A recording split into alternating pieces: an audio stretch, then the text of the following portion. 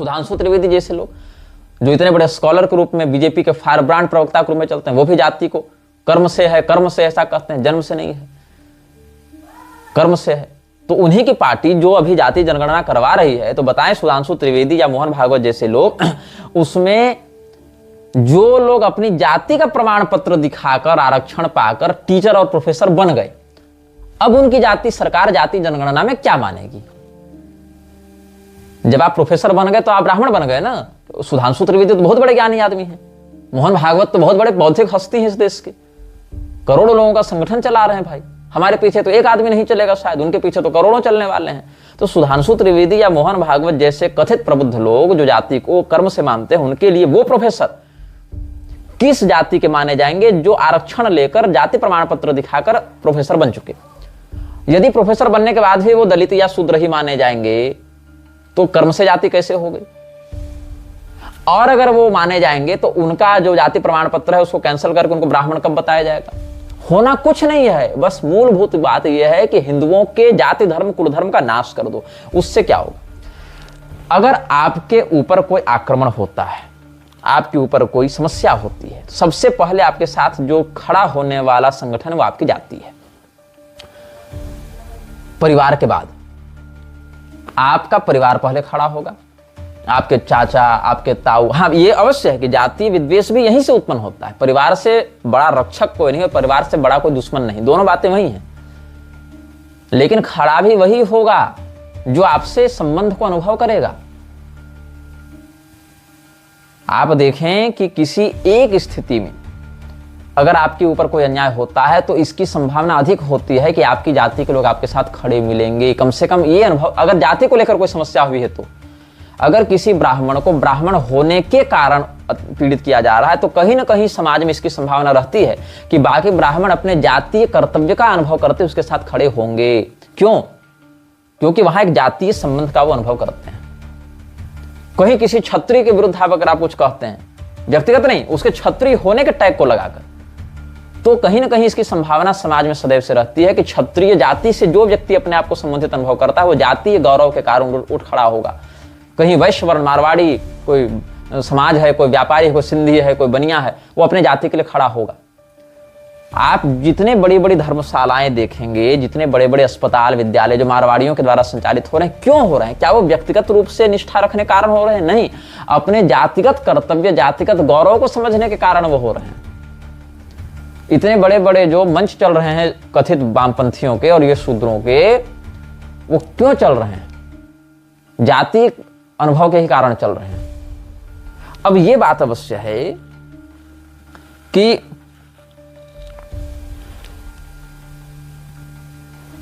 अच्छा, शिवानंद आश्रम अहमदाबाद का एक घटनाक्रम में बताऊंगा जो 2 अप्रैल 2023 में हुआ था। उसको हिंदू धर्माचार्य सभा का इन लोगों ने नाम दिया था। वहां सदानंद सरस्वती जी, द्वारका शंकराचार्य को बुलाया गया था। अब वहां पर उनकी उपस्थिति में एक वक्तव्य जारी किया गया कि वर्ण व्यवस्था कर्म से है, जन्म से नहीं है, और उस पर उनका हस्ताक्षर वो लोग लेना चाहते थे, जो मुझे सूचना मिली है। अब उस पर सदानंद सरस्वती जी ने कोई वक्तव्य दिया कि नहीं दिया ये तो मुझे नहीं पता है, लेकिन हस्ताक्षर नहीं किया और अगले दिन उस सभा में नहीं गए। इतना तो भगवत कृपा से हुआ। आप ये बताइए, मणिपुर में जो हिंसा हो रही है ईसाइयों और हिंदुओं के बीच है, लेकिन क्या वहां पर यह बताया जा रहा है कि ईसाई और हिंदू लड़ रहे हैं? नहीं, वहां कहा गया कि कुकी और मैतेई जातियों के बीच में झगड़ा है। जाति पूछकर ही मारा जा रहा है ना मणिपुर में। और पहलगाम वाले घटना से तो बहुत पुराना है वो घटनाक्रम। मणिपुर पर भी हम एक वक्तव्य जारी कर चुके हैं, लगभग 1 घंटे से अधिक का ही होगा। मुख्य तो ईसाई और हिंदू के बीच का ही है, लेकिन फिर भी क्या सरकारी रिकॉर्ड में, मीडिया में कहीं भी आपको ये नैरेटिव देखने को मिल रहा है कि वो क्रिश्चियंस बनाम हिंदू है? नहीं, वहां पर आपको मैतेई बनाम कुकी जनजाति का ही आपको देखने को मिलेगा। तो क्या वहां जाति व्यवस्था युद्ध का कारण नहीं बन रही है अगर मीडिया की बात ही माने तो क्या इस देश में कभी आवाज उठी कि जाति व्यवस्था के कारण जो है मणिपुर जल रहा है, इसलिए जाति को समाप्त कर दिया जाए? नहीं, क्योंकि वहां दोनों जातियां अलग अलग समुदाय से हैं, एक हिंदू है, एक मुसलमान, एक ईसाई है।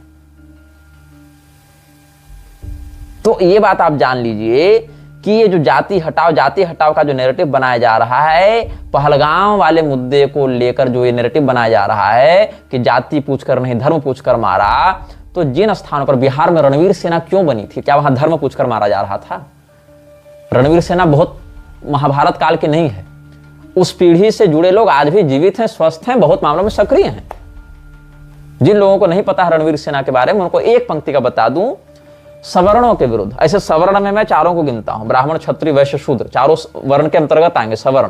फिर भी प्रचलित भाषा के अनुसार अगर आप केवल अनरिजर्व्ड जनरल कैटेगरी को सवर्ण मानकर चलते हैं तो भी, क्योंकि त्रिवर्ण परंपरा नहीं, चातुर्वर्ण परंपरा पर हम चलते हैं, फिर भी यदि आप प्रचलित लीगल टर्म्स की बात करें तो अनरिजर्व्ड जनरल कैटेगरी की बात करें तो ब्राह्मण और क्षत्रिय, जिसमें कायस्थ, भूमिहार इत्यादि भी सम्मिलित हैं, उनके विरुद्ध। और बहुत मामलों में बनिया, हालांकि बिहार में जहां जाति हिंसा हुई वहां बनिया की संख्या वैसी नहीं थी जितना ब्राह्मण और इसमें भूमिहार इत्यादि भी आएंगे, क्षत्रिय, कायस्थ इत्यादि भी आएंगे, उनके विरुद्ध जैसे हुआ। जैसे जाति विद्वेष जब हुआ, हिंसा हुई, तो क्यों हथियार उठाना पड़ा रणवीर सेना का ब्रांड बनाकर हिंदुओं को?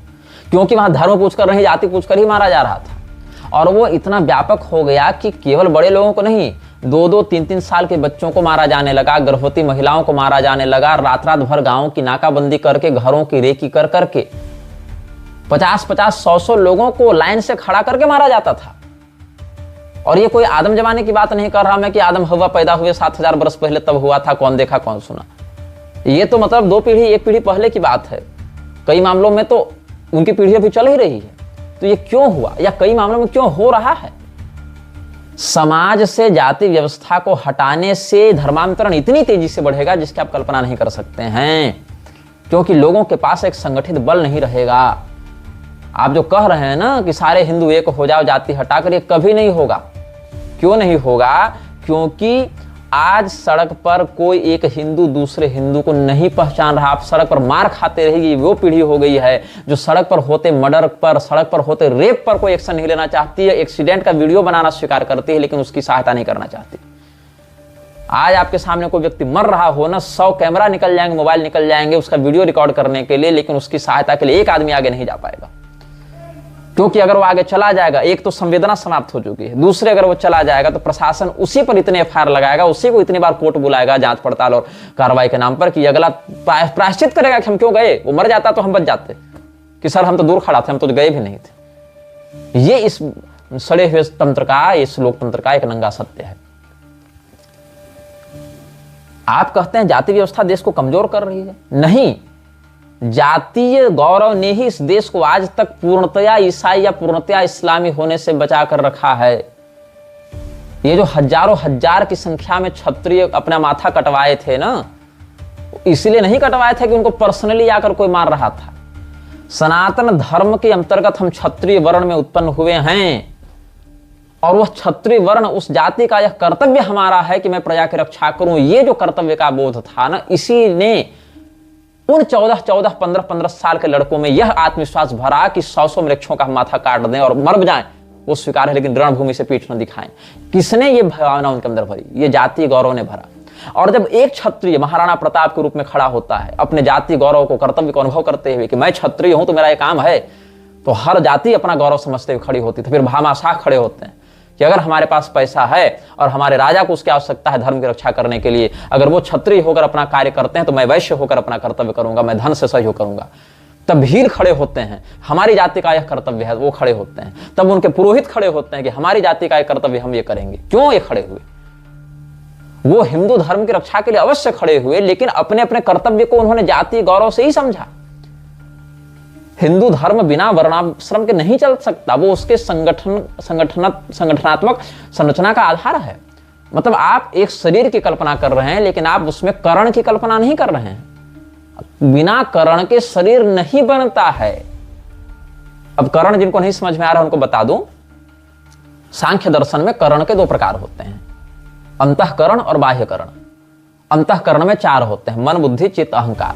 बाह्यकरण में 10 होते हैं, जिसमें 5 ज्ञानेंद्रियां, 5 कर्मेंद्रियां। तो कुल मिलाकर 14 कर्ण होते हैं हमारे शरीर में। और 14 कर्ण के बिना अगर शरीर बनता है तो वो विकलांग होता है। तो कर्ण शब्द जिनको नहीं पता है उनको मैंने संक्षेप में बता दिया। 14 प्रकार के कर्ण होते हैं जो 2 कैटेगरीज में हैं, अंतःकरण और बाह्यकरण। अंतःकरण में 4, मन, बुद्धि, चित्त, अहंकार। बाह्यकरण में भी 2 प्रभेद, ज्ञानेंद्रिय, कर्मेंद्रिय। कर्मेंद्रिय के 5 प्रकार, लिंग, गुदा, मुख जब बोलेगा तब, हाथ और पैर। ज्ञानेंद्रिय में 5, आंख, नाक, जिह्वा जब रस का आस्वादन करेगी तब, नाक और चमड़ी। ऐसे करके 14 करण होते हैं। बिना करण के आप शरीर की कल्पना नहीं कर सकते। वैसे 4 वर्ण 4 आश्रम के बिना आप सनातन धर्म के अस्तित्व की कल्पना नहीं कर सकते। आप कहेंगे ना वो तो हमारे गुरुदेव महाराज हैं, अखाड़ा के महामंडलेश्वर हैं, देखो कितने बड़े संत हैं। अरे भैया वो अखाड़ा क्या है? शंकराचार्य जी की परंपरा का एक अंश है। वो संन्यास दीक्षा जो गिरिपुरी, भारती, सरस्वती ये सब जो लगा रहा है वो कहां से आया? वैदिक परंपरा से आया। वो आदि शंकराचार्य जी वर्णाश्रम के विरोधी थे कि समर्थक थे? ये जो अखाड़े आजकल वर्णाश्रम का विरोध करते चल रहे हैं, ये बताएं कि इनका अस्तित्व ही समाप्त हो जाएगा, इनका ओरिजिन ही समाप्त हो जाएगा अगर ये वर्णाश्रम को नकार देंगे तो। ये जो गिरिपुरी लगाकर, भारती, सरस्वती लगाकर घूम रहे हैं ना अपने नाम के आगे, ये जो दशनामी परंपरा है यही नष्ट हो जाएगी यदि आप वर्णाश्रम को हटा देंगे। यदि आप अपने माता पिता का वध उनके बाल्यकाल में करवा दें तो आप ही जन्म नहीं ले पाएंगे।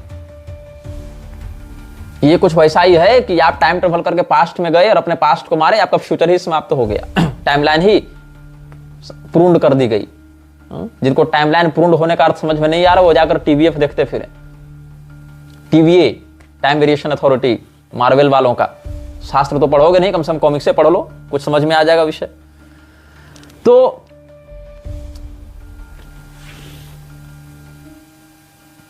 और भी बहुत कुछ है। एक पंच परिवर्तन लाया गया था। पंच परिवर्तन जो आरएसएस के पंच परिवर्तन के बारे में नहीं जानते हैं, वो 1517 मार्च नागपुर में जो अधिवेशन हुआ था आरएसएस का, वहां देख लें पंच परिवर्तन का क्या विषय है। और दुर्भाग्य देखो इस देश का भी जो नागपुर में हिंसा हुई। नागपुर क्या है? Nagpur is the headquarter of RSS. Nagpur में अभी जो हिंसा हुई, हिंदुओं को जेल में डाला जा रहा है कि तुम क्यों प्रतिकार करने गए। जो दंगे नागपुर में हुए, आरएसएस क्या प्रतिकार करती है उन दंगों का? कुछ नहीं। आप अपने हेडक्वार्टर वाले सिटी में अपने कार्यकर्ताओं का बचाव नहीं कर पा रहे और आप उम्मीद करते हैं कि हम अपने धर्मशास्त्रों को बदल दें क्योंकि मोहन भागवत कह रहा है, हम विवाह संस्कार को बदल दें क्योंकि मोहन भागवत कह रहा है, हम समलैंगिकता को अपना लें और बीफ खाने वाले के साथ भाईचारा निभाएं क्योंकि मोहन भागवत कह रहा है। आप इतने बड़े संगठन को चलाने का दावा करते हैं, आप अपने हेडक्वार्टर में, आप अपने हेडक्वार्टर सिटी में आप अपने लोगों का बेल नहीं करवा पा रहे हैं, तब जब राज्य और केंद्र में आपकी सरकार है। यह भी नहीं कि कांग्रेस सत्ता में है। In Maharashtra and in centre the BJP is ruling the government and you can't even grant a bail to your own followers. उस स्थिति में आप राष्ट्र नायक बनकर, विश्व गुरु बनकर चलेंगे और चाहते हैं कि हिंदू आपके पीछे चले, आप पर भरोसा करे और अपने आत्मरक्षा के लिए शास्त्रीय परंपरा को छोड़कर आपकी वही शाखा में जाकर हाफ पैंट पहनकर लाठी घूमते फिरे। शाखा में राइम्स पढ़वा रहे हैं ये लोग। उधर 5 साल का मुसलमान का बच्चा जितना सफाई से पता है कि कौन सा कनेक्शन काटने पर व्यक्ति मरेगा, आपके 50 साल के वेटरन्स को नहीं पता है। और उसके बाद भी नागपुर हिंसा पर मुस्लिम राष्ट्रीय मंच चुप, जो आरएसएस का संगठन है, अनुषांगिक विभाग है। ऊपर से जो कुछ हिंदुओं ने कहा कि चलो भैया हम अपने दम पर लड़ेंगे, विश्व हिंदू परिषद और बजरंग दल वाले लोगों ने उनको भी जेल में डलवा दिया आपने, आपकी सरकार ने। तो हिंदू जो है उसको भी क्या पता नहीं कौन सा मोतियाबिंद हुआ है जिसका ऑपरेशन नहीं हो पा रहा है उसका। अच्छा,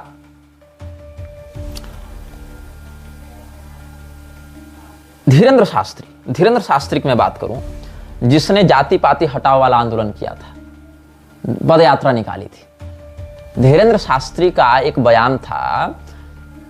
अब बयान भी मैं थोड़ा देख ही लेता हूं क्या था। हाँ, अब देश को, उसका वीडियो भी मेरे पास उपलब्ध है। अब देश को तोड़ने की जगह देश को जोड़ने का पाठ होना चाहिए। अब जात पात से ऊपर उठकर राष्ट्रवाद का पाठ होना चाहिए। अब एक हाथ में संविधान तो एक हाथ में गीता और कुरान होनी चाहिए। मेरा बयान नहीं, ये धीरेंद्र शास्त्री का बयान है। वृंदावन का एक कथावाचक धीरेंद्र शास्त्री के कार्यक्रम में गया था, बहुत बड़ा ब्रांड, कृष्णचंद्र ठाकुर। क्या कहा? ये हनुमान जी के अवतार है। हमको समझ में नहीं आ रहा है कि हनुमान जी के अवतार को ऐसी क्या आवश्यकता पड़ी कि रजत शर्मा के इंटरव्यू में बैठकर आपकी अदालत में कहना पड़ रहा है कि 500 मुसलमान परिवार हमारे मित्र हैं। हनुमान जी की कौन सी ऐसी ग्रह दशा आ गई उनकी कुंडली में कि उनके ये दिन आ गए हनुमान जी के कि हनुमान जी का जो अवतार है धीरेंद्र शास्त्री, वो हाथ जोड़कर मुसलमानों से वीडियो बनाकर क्षमा मांग रहा है अली और बजरंगबली वाले मुद्दे पर। जिनको कंट्रोवर्सी पता नहीं होगी वो गूगल में सर्च कर लें कि Dhirendra Shastri controversy in Ali and Bajrangbali matter. हाथ जोड़कर, हालांकि जब उसके वो माफीनामा वाले वीडियो को हमने अपने पेज पर डाला तो कॉपीराइट का एक्ट लगाकर उसको डिलीट करवा दिया था, इसलिए मैं उसके वीडियो को अटैच नहीं करता हूं, ड्राइव में रखे हुए हैं सुरक्षित। कभी कोई केस मुकदमा अगर करेगा तो वहाँ प्रूफ देने के लिए होगा, तो सारे मैंने अपने पास रखे हैं।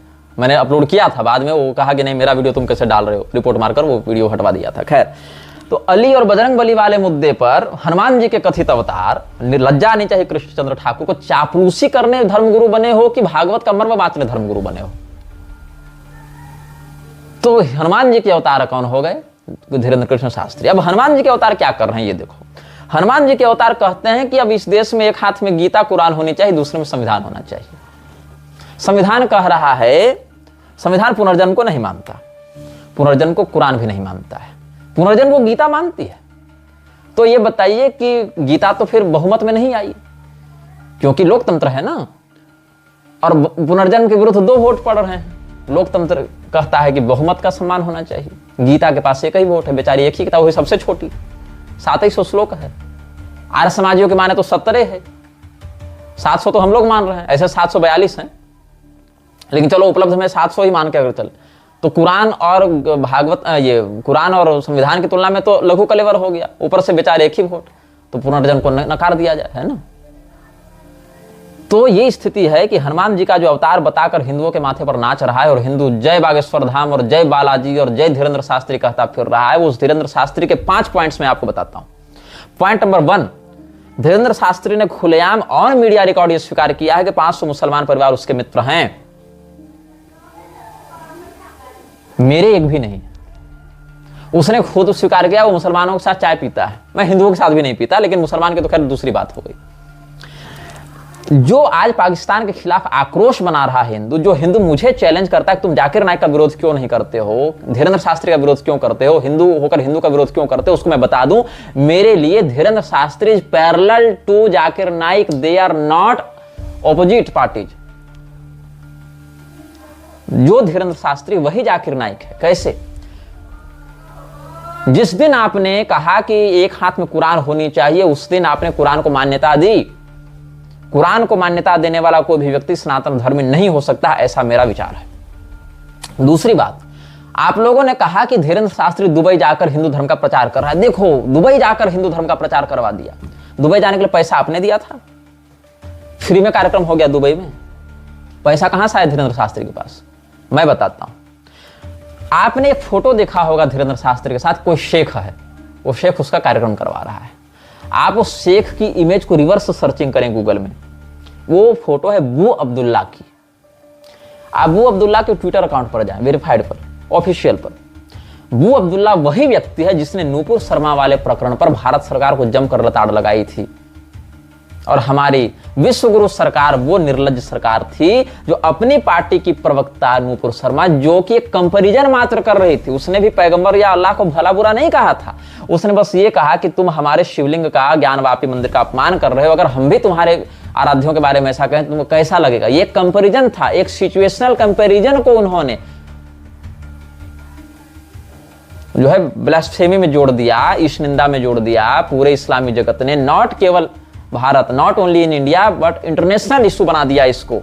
तो बू अब्दुल्ला दुबई से बैठकर भारत की, आपके द्वारा जो है ना जनप्रतिनिधि जो आपके बैठे हुए हैं, विश्वगुरु, हिंदू हृदय सम्राट, निर्वाचित सरकार भारत की, 56 इंच सीना वाली सरकार, उसको गाली दे रहा था यही बू अब्दुल्ला कि नूपुर शर्मा को जल्दी से जल्दी दंडित करो। उसके ट्वीट्स हम सार्वजनिक कर चुके हैं। मेरे छराज के मेरे छराज सीरीज आने से ठीक पहले, जब हमने कहा था कि आपके हिंदू धर्मगुरु क्यों आतंकवादियों से गले मिल रहे हैं, वो बू अब्दुल्ला है। अब आप कह सकते हैं चलो बू अब्दुल्ला मुसलमान है, उसको सेंटिमेंट्स हर्ट हुए होंगे, लेकिन वही बू अब्दुल्ला पीओके, पाक ऑक्युपाइड कश्मीर के प्रधानमंत्री के साथ बैठक कर रहा है। आपको बता दूं, पाकिस्तान में 2 प्रधानमंत्री हैं। एक प्रधानमंत्री जो है वो इस्लामिक रिपब्लिक ऑफ पाकिस्तान का इलेक्टेड प्राइम मिनिस्टर होता है, मतलब जैसे हम नरेंद्र मोदी वैसे वहां का इलेक्टेड प्राइम मिनिस्टर। दूसरा एक पीओके का प्राइम मिनिस्टर होता है, मतलब वो क्या है, वहां पर कश्मीर का वो भाग जो अभी पाकिस्तान के अधीन है, उस भाग का वो प्राइम मिनिस्टर है। और आपको बता दूं, भारत में भी 2 प्रधानमंत्री होते थे, जिनको नहीं पता वो जान लें। कश्मीर में 2 प्रधानमंत्री और भारत पाकिस्तान में 2 प्रधानमंत्री, कुल मिलाकर देखें तो 4 प्रधानमंत्री हो जाते थे बैठक में, तब ये बात आगे आती थी। एक पाकिस्तान की जनता के द्वारा चुना गया प्रधानमंत्री, जो इस्लामिक रिपब्लिक ऑफ पाकिस्तान का प्राइम मिनिस्टर होता है। दूसरा रिपब्लिक ऑफ इंडिया, आईआरपी और आरओपी, दो देश हैं जिनको आप सामान्यतया भारत और पाकिस्तान के रूप में जानते हैं। भारत भी ये नहीं है, ये है रिपब्लिक ऑफ इंडिया। और ये रिपब्लिक ऑफ इंडिया में बहुत से भाग आते रहते हैं और जाते रहते हैं। जैसे जब भारत आजाद हुआ था तो उसमें बहुत से ऐसे हिस्से नहीं थे भारत में जो आज भारत में हैं। सिक्किम नहीं था, सिक्किम बाद में मर्ज हुआ है सर। और जो फ्रेंच कॉलोनीज थी वो सब नहीं थे, ये सब गोवा और पुडुचेरी है, पौंडीचेरी, ये सब नहीं था पहले। ये डच कॉलोनीज, फ्रेंच कॉलोनीज या सिक्किम का राजतंत्र, ये सब को बाद में भारत में मर्ज किया गया है। किसमें? भारत की तो अंतर जो शास्त्रीय सीमा है वो तो उसमें बांग्लादेश, म्यांमार, पारस स्वदेश, पाकिस्तान, अफगानिस्तान, गांधार सब आ जाएंगे। मैं बात कर रहा हूं रिपब्लिक ऑफ इंडिया की। तो आप जिस देश में देख रह रहे हैं उसका भारत कहते हैं, ठीक है, लेकिन इसका लीगल नाम क्या है? यूएन में ये प्रेजेंट करता है खुद को किस रूप में? रिपब्लिक ऑफ इंडिया, इस रूप में, मतलब भारत गणराज्य। और इस गणराज्य में अगर संवैधानिक मान्यता मिलती है तो किसी नए को सम्मिलित भी किया जा सकता है, किसी पुराने को इजेक्ट भी किया जा सकता है। सबमर्जिंग ऑफ अ लैंड और इजेक्टिंग अ लैंड कहां से? From the Republic of India. यह कॉन्स्टिट्यूशनल तथ्य है। तो दो देश जो अंग्रेज बांट कर गए थे, जिसमें पूर्वी पश्चिमी पाकिस्तान जो बाद में बांग्लादेश बन गया, वो भी इस्लामिक रिपब्लिक ऑफ बांग्लादेश हो गया ना वो। तो पाकिस्तान और भारत के दो इलेक्टेड प्राइम मिनिस्टर्स होते थे। और भारत में भी दो कश्मीरी प्रधानमंत्री, पाकिस्तान कश्मीर का एक सेपरेट एक्ट बनाया गया था। उसमें 3 भाग थे, पीओके, आईओके, सीओके। अब पीओके क्या है? पाक अधिकृत कश्मीर, पाकिस्तान ऑक्युपाइड कश्मीर। आईओके क्या है? India occupied Kashmir. सीओके क्या है? China occupied Kashmir. जिसमें भूगोलीय आप नियंत्रण देखें तो वो पूरा जो नक्शा आपको दिखता है जम्मू कश्मीर का, तीनों देश अपने अपने हिस्से में कुछ कुछ दिखाते हैं। मतलब भारत जितना कश्मीर अपने नक्शे में दिखाता है उतने पूरे नक्शे पर उसका कब्जा नहीं है। भारत दावा करता है कि वो कब्जा है। पाकिस्तान जितना अपने नक्शे में कश्मीर दिखाता है उतने पर उसका कब्जा नहीं है, वो दावा करता है कब्जा है। And same situation is with China. अब ये कहां मुद्दा गया? यूएन में गया। यूएन में ये जो मुद्दा गया उसी के कुछ वर्षों तक ये तानाखींची जब चली, उसके बाद बांग्लादेश वाला जो मुक्ति वाहिनी वाला जो झगड़ा हुआ था, 71 वाली जो लड़ाई हुई थी, वहां पर जो शिमला समझौता किया गया, तो भारत की सरकार ने पाकिस्तान की सरकार से एक समझौता किया कि कश्मीर का मामला भारत पाकिस्तान का आंतरिक मामला है, वैश्विक मामला नहीं है, इसीलिए पाकिस्तान इस मुद्दे को संयुक्त राष्ट्र नहीं ले जा सकता है। यही कारण है कि after 1971 the issue of Kashmir was not raised in UN by Pakistan because of the Shimla pact. और इसीलिए पाकिस्तान बार बार धमकी दे रहा था कि यदि भारत सिंधु जल समझौता का उल्लंघन करता है तो हम शिमला समझौता का उल्लंघन करेंगे और कश्मीर को लेकर जाएंगे यूएन में। और उसी समय से पाकिस्तान के मन में कहीं न कहीं ये चिढ़ है, कुड़न है। और पीओके और आईओके लगे हुए हैं, तो नक्शे पर दोनों दिखा रहे हैं लेकिन दावा दोनों का नहीं है। बीच में क्या है? एलओसी। यदि दावा दोनों का रहेगा तो सही किसको माना जाएगा? जो लाइन ऑफ कंट्रोल पर काबिज होगा। एलओसी क्यों बनाएगा? लाइन ऑफ कंट्रोल, ताकि नक्शे पर हम भले कितना भी दिखा दे। वो तो अरुणाचल को भी दिखाता है चीन अपने नक्शे में, लेकिन क्या अरुणाचल पर भारत का कब्जा है? चीन का कब्जा है? दोनों का थोड़े थोड़े भाग पर कब्जा है। और दोनों की सरकार डिनाई करती है कि कब्जा है। चीन की सरकार कहती भारत का कब्जा नहीं है, भारत की सरकार कहती चीन का कब्जा नहीं है। क्योंकि जैसा कि मैंने आपको पहले बताया था, सूचना प्रसारण मंत्रालय का काम आपको सूचना देना नहीं, आप तक सूचना को पहुंचने से रोकना है। और इस बात को सुनिश्चित करना है कि यदि वो सूचना आप तक पहुंच भी रही है तो वैसे ही पहुंचे, उतनी ही पहुंचे जितना सरकार अपने अनुसार हित में चाहती है, विद्रोह से बचने के लिए। और इसका सबसे बड़ा उदाहरण है जूलियन असांजे। जिनको जूलियन असांजे के बारे में नहीं पता है उनको मैं बताऊं, जूलियन असांजे एक व्यक्ति था जिसने पूरी अमेरिकी सरकार को दुनिया के सामने ऐसा नंगा किया जैसा किसी दूसरे ने नहीं किया था। उसने विकिपीडिया की तर्ज पर एक वेबसाइट बनाई थी जिसका नाम था विकीलीक्स।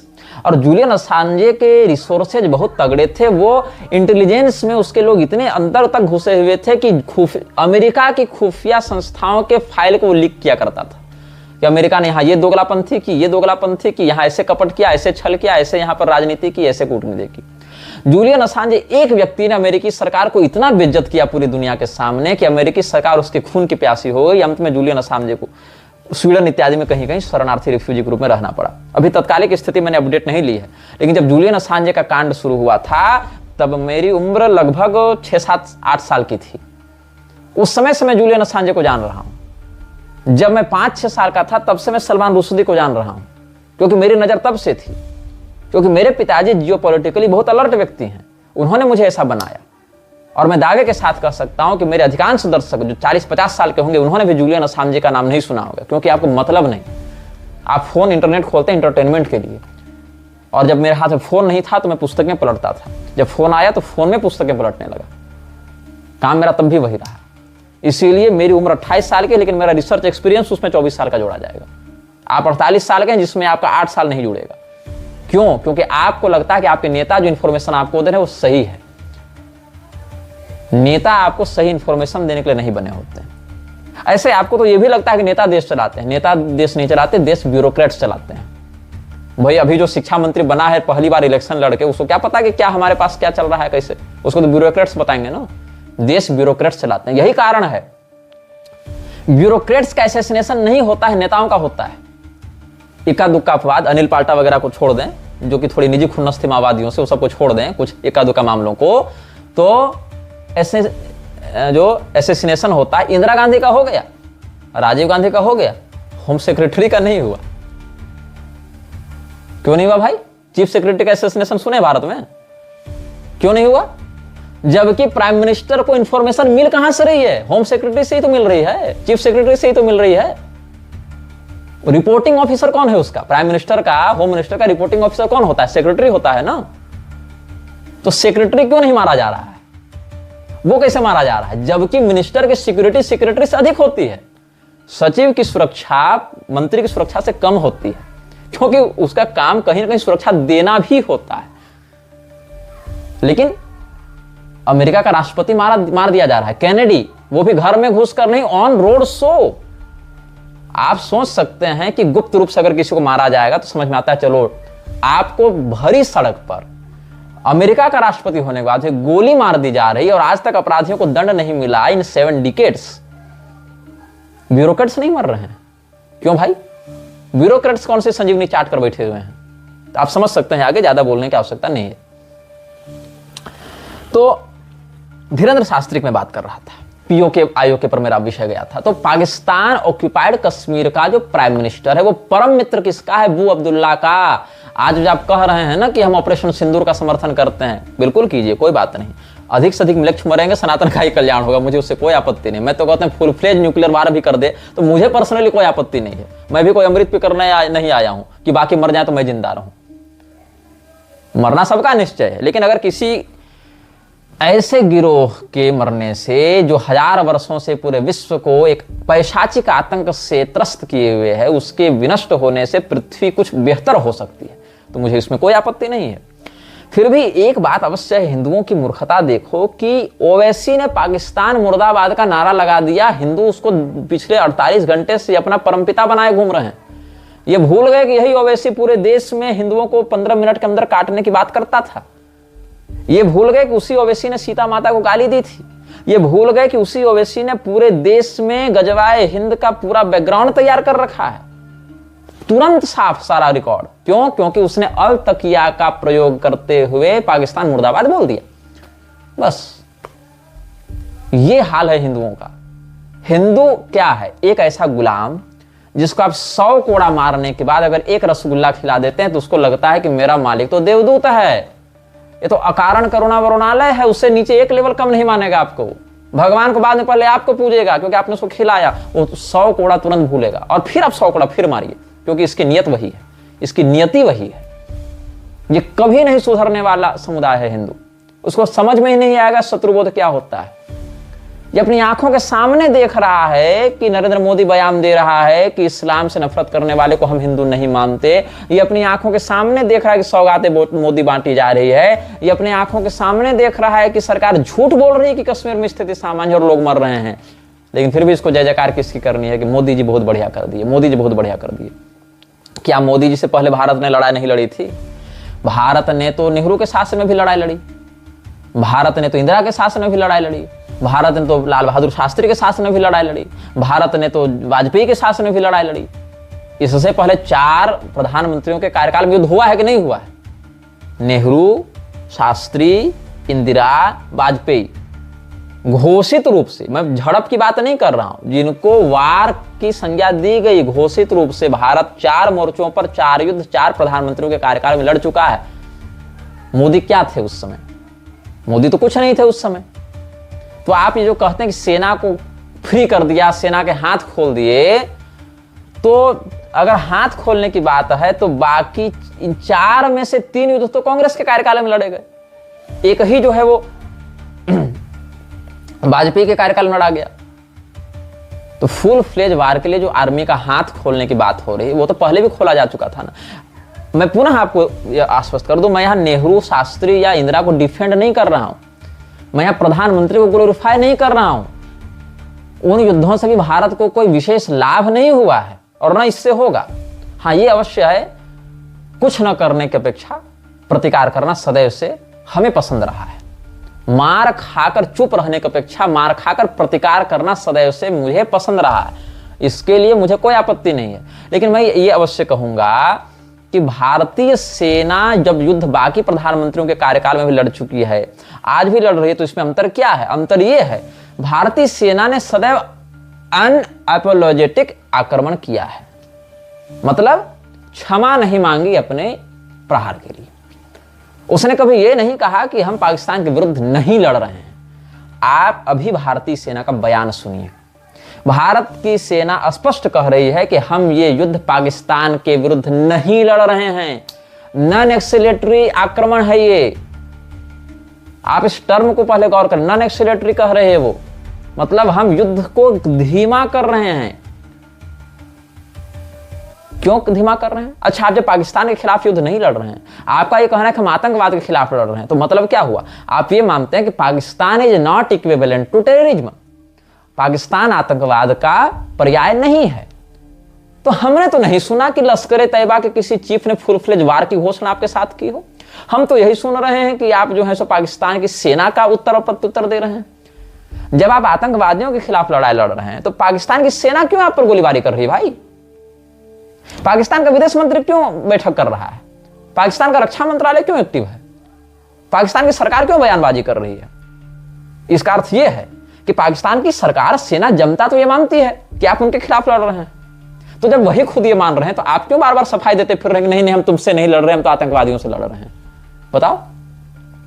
अच्छा, अगर आप ये मानते हैं कि पाकिस्तान की सरकार को गलतफहमी हो गई होगी, क्योंकि एरिया तो उनका है, बम तो उनके लैंड एरिया में गिर रहे हैं, तो उनको गलतफहमी हो गई होगी कि भारत आतंकवाद को मारने के बहाने हमसे लड़ रहा है, तो आप बाकायदा एक शांति प्रस्ताव रखकर बैठक करके क्यों नहीं कहते हैं कि देखो भाई, आतंकवाद से तुम भी त्रस्त हो, हम भी त्रस्त हैं, साथ मिलकर सैन्य अभियान चलाएं, 2 भाई 2 तबाही कर दें? वो भी तो आपसे नहीं हो पा रहा है। एक और आप ये दिखाना चाहते हैं कि हम, अच्छा, भारत की मीडिया और दोगली, वो तो 48 घंटा पहले पाकिस्तान को नक्शा से उड़ा चुकी है। भारतीय मीडिया की माने तो पाकिस्तान दुनिया के नक्शा से खत्म हो चुका है।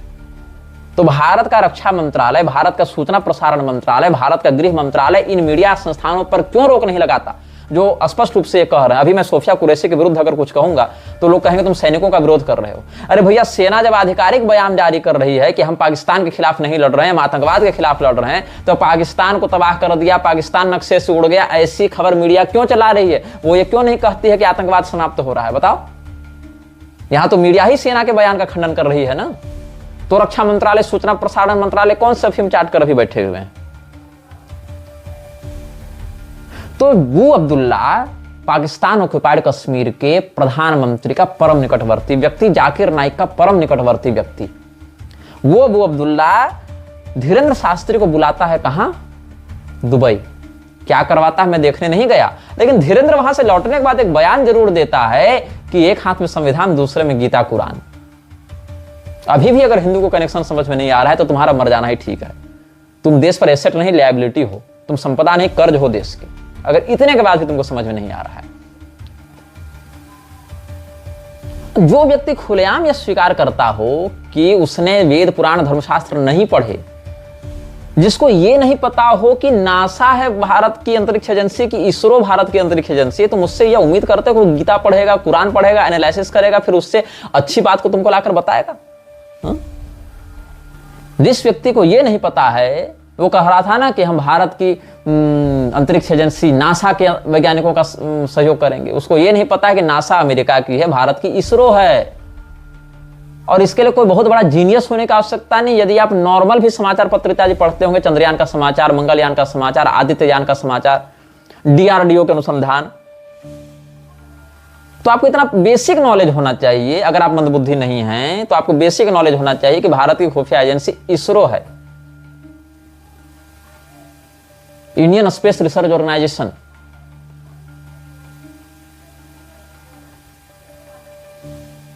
तो नासा जो है वो भारत की नहीं, अमेरिका की संस्था है, जिसके हनुमान जी इसको इतना भी नहीं बता पा रहे, जाने ना अग्रगण्य होने के बाद। उस व्यक्ति को आप कैसे उम्मीद कर सकते हैं कि उसको इतनी समझ होगी कि गीता और कुरान में which is best for Hindu?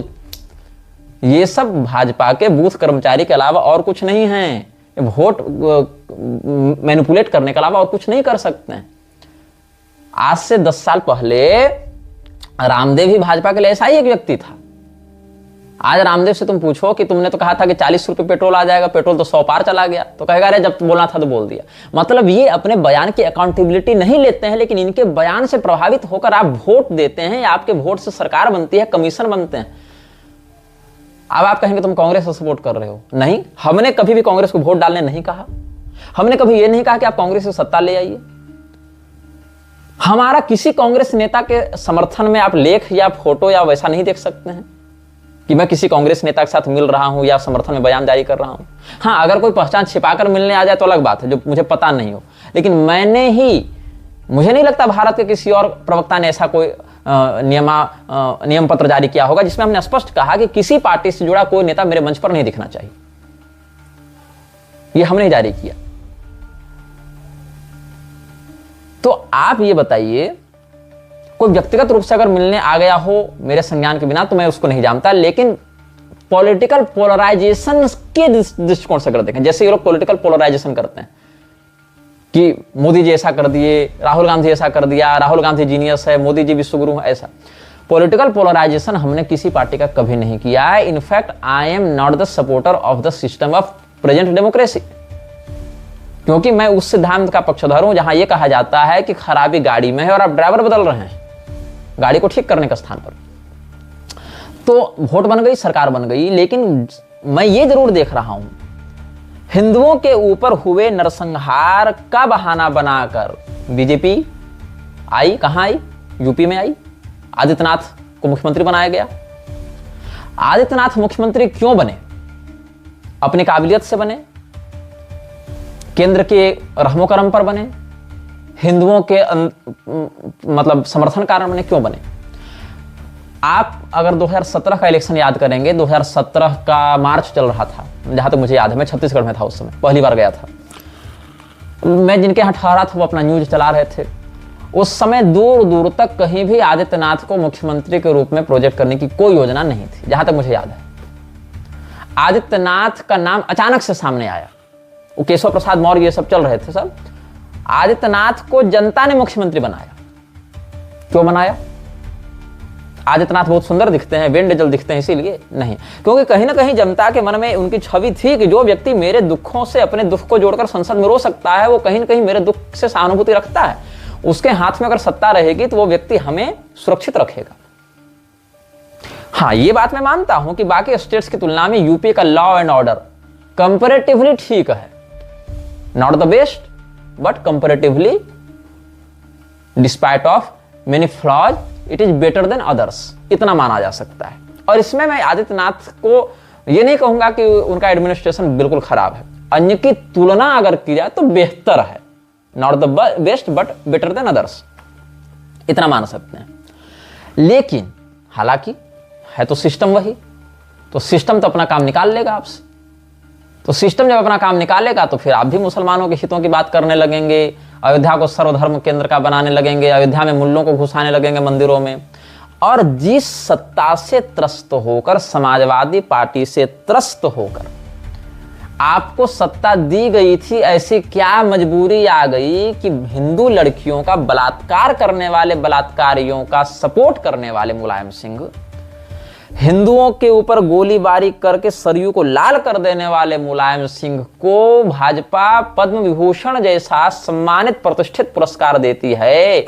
Adityanath के मुंह से एक लाइन नहीं निकलती। टेम्पररी गूंगा हो गए थे आदित्यनाथ, लकवा मार गया था जवान को। अच्छा चलो, यदि आपको लगता है कि आप केंद्र से टकराने की स्थिति में नहीं थे तो भैया चुप रह जाते, लेकिन नहीं, आप तो उसके मरने पर आंसू बहा रहे हैं, श्रद्धांजलि देते फिर रहे हैं मृत्यु दिवस पर, जबकि वोट आपने मांगा था उन हिंदुओं की लाश पर, कोठारी ब्रदर्स की लाश पर आपने मांगा था वोट कि हिंदुओं की लाश नहीं गिरने दूंगा। तो ये क्या चल रहा है? तो क्या मैं एंटी बीजेपी हूं या ये एंटी हिंदू हैं? ये चिंतनीय विषय है कि नहीं। यदि एक व्यक्ति रेप करता है, उसके लिए संविधान जो सजा अपना जो भी एक्ट में तय किया होगा, अगर कोई नेता रेप करता है तो उस पर वही नियम लागू क्यों नहीं होता? सैकड़ों रेप करने वाले लोगों को पब्लिकली सपोर्ट करने वाले व्यक्ति को ग्लोरीफाई करके पद्म विभूषण क्यों दिया जाता है? क्यों? क्योंकि किसी एक जाति विशेष से वो बिलोंग करता है और उसका एक वोट बैंक है। मतलब यदि कल को आपको वोट लेना होगा तो आप तो हमारे बहू बेटी पत्नी का बलात्कार करने वाले व्यक्ति को भी आप ग्लोरीफाई करके भारत रत्न दे देंगे। यही आपकी नीयत दिख रही है, ये आपका नंगा सत्य है। और यदि कल को कोई काफिर की बेटी से बलात्कार करना सवाब है, ऐसा कहकर हमारी बेटी को हमारे घर से खींच कर ले जावे और हम उसका विरोध करें और वो कहे कि देखो कुरान में ऐसा लिखा है और मैं उसका विरोध करूं, तो नरेंद्र मोदी फिर कहेंगे कि इस्लाम से नफरत करने वाला हिंदू ही नहीं हो सकता। आप हमसे हमारे हिंदू पहचान भी छीन लेंगे। ये आपकी नीयत साफ दिख रही है। और अगर हम कहें कि हम हिंदू हैं लेकिन हमको इस्लाम के सपोर्ट से हिंदू नहीं बने रहना है, तो मोहन भागवत हो जाएंगे, कहेंगे इस्लाम के बिना हिंदू तो अधूरा है। मतलब हिंदू तो 8वीं शताब्दी से पूरा हुआ, जब इस्लामी लोग यहाँ आकर हमें मारने लगे, हमारी बहु बेटियों का बलात्कार करने लगे, तब हम पूरे हो गए। उससे पहले तो अरबों वर्षों से हिंदू सनातन धर्म अधूरा था, क्योंकि इस्लाम तब था नहीं। मतलब ये मनोरोग नहीं है तो क्या है कि आप अपने शत्रु को, स्टॉकहोम सिंड्रोम आप जानते हैं कि नहीं? नहीं जानते होंगे तो गूगल में सर्च कर लीजिएगा। अपने टायरेंट के प्रति सिंपैथी का जो मनोरोग है वो सिंड्रोम हो गया है हमारे नेताओं में। एक व्यक्ति था, उसने किडनैपिंग की थी। उस किडनैपर ने अपने उस विक्टिम पर इतने अत्याचार किए, फिर भी उस विक्टिम के मन में अपने उस किडनैपर के प्रति सहानुभूति और भाईचारा डेवलप होने लगा। ये एक पागलपन था, मनोरोग था। और इस सिंड्रोम से भारत का हिंदू, भारत के हिंदू के धर्मगुरु, भारत के हिंदू के नेता सभी ग्रस्त हो चुके हैं, सभी ग्रस्त हो चुके हैं। तो जो धीरेन्द्र शास्त्री एक हाथ में गीता और दूसरे में एक कुरान और संविधान की बात करता है, जो Dhirendra Shastri Pakistani prime minister PoK, वो भी पाकिस्तान नहीं, पीओके के प्राइम मिनिस्टर और जाकिर नाइक के परम मित्र अबू अब्दुल्ला के साथ उसके पैसे पर दुबई जाकर मंच साझा करता है, जो खुद को 500 मुसलमानों का मित्र बताता है किंतु स्वयं को हिंदू धर्म शास्त्रों में अनपढ़ बताता है। आप उससे हिंदू धर्म के पुनर्जागरण की उम्मीद करते हैं, क्योंकि वो एक पर्चा लिख देता है और लाखों लोग उसके यहाँ आते हैं। उन लाखों लोगों में से कितने लोग सनातन धर्म के विषय में जान रहे हैं भाई? वो नहीं जान रहे। वो मीडिया मैनेजमेंट के कारण आकर्षित होकर वहां गए कि कदाचित ये बाबा जी हमारे दुखों को दूर कर दे। उनके पास कोई विजन नहीं है देश को लेकर, उनके पास कोई बौद्धिकता नहीं है इस देश को लेकर। वो इस देश की स्थिति से बिल्कुल अवगत नहीं है कि किस बारूद के ढेर पर वो बैठे हुए हैं।